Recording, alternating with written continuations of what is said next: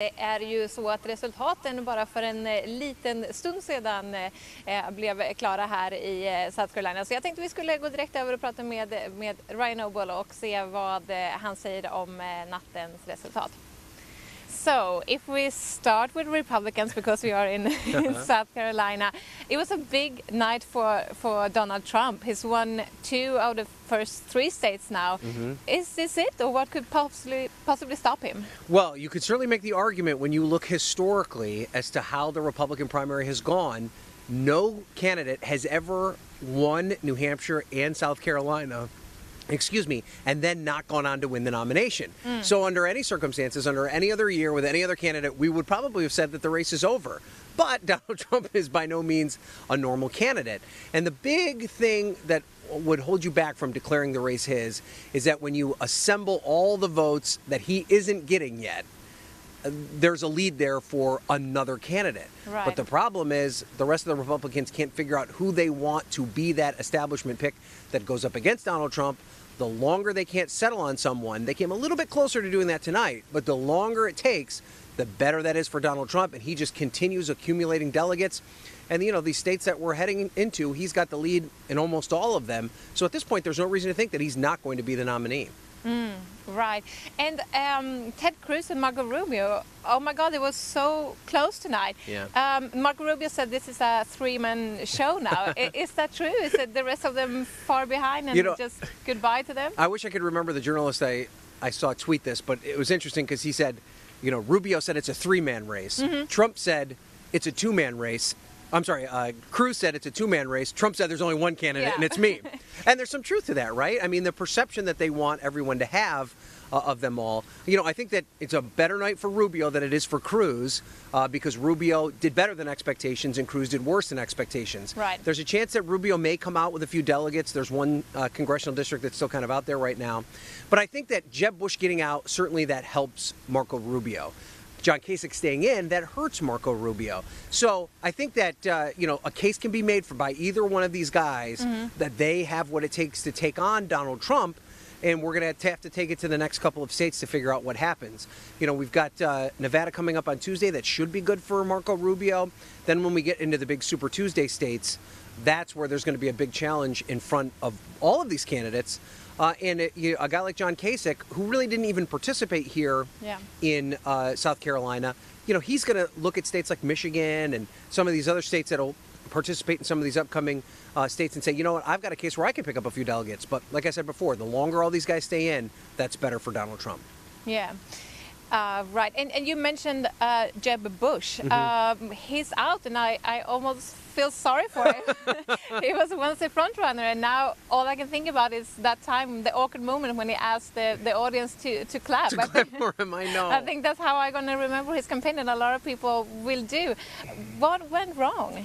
You know, I don't think, Sophie, anybody, if you had said 8 months ago that Jeb Bush would be in the race for president and Donald Trump would be in the race for president, that you would have described the scene we saw tonight. A triumphant Donald Trump declaring victory, winning handily, perhaps winning every delegate here, and a humbled Jeb Bush, the son and brother of a president, the governor of one of the biggest states in the United States, conceding defeat and suspending his campaign. Just, it's impossible to imagine that that's what American politics have become.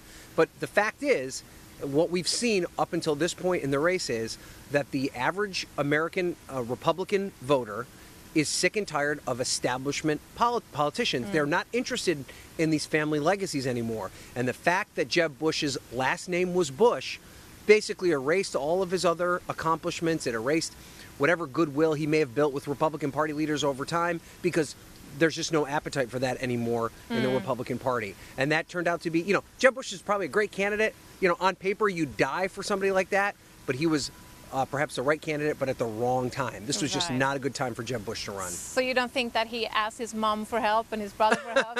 I mean, he did. I mean, but you know what that signaled to us this week was that he was all in South Carolina. Yeah. And I knew when his brother came out and when his mother was down here and when he kind of threw it all on the line in South Carolina that if he didn't come in at least third, that it was going to be it. Right. Because he's got no other bullets left to play. You know, he still has quite a bit of money. He's got more money than some of the guys that are still in it.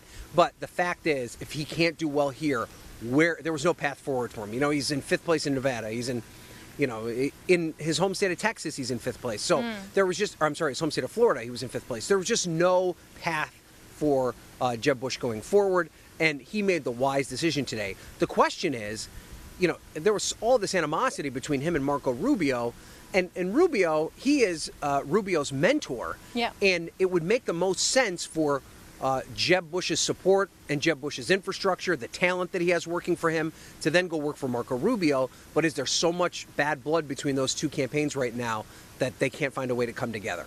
Right. And let's talk a little bit about the on the Democratic side as well. Hillary Clinton did a really good night. What's going to happen there, you think? I mean, she's doing really good in all the polls for Super Tuesday too. What can Bernie Sanders do to hold on to this a little bit longer, you think? Yeah, I mean, I think this was really a wake-up call for a lot of us. You know, we kind of looked at this campaign and we saw Sanders surging and you saw his big crowds and you thought, wow, maybe there is some kind of ding in Hillary Clinton's armor and maybe Bernie Sanders can pull this out. But we saw that at the end of the day, the Democratic electorate, you know, is still supportive of Hillary Clinton. They still believe that it's her turn, and that at the end of the day, it's going to be really hard for Sanders to overcome that. All the reasons that you would think that Clinton would lose a race like this turned out to not be the case. You know, a caucus where it requires people to be invested, and the whole thought process was, well, her people aren't passionate. You know, they're not going to stand in line. That turned out not to be the case. You know, all these young voters are going to come and tip the balance in favor of Sanders. That wasn't the case. In fact, the senior citizen vote was through the roof in Nevada, and they, you know, by overwhelming numbers voted for Hillary Clinton.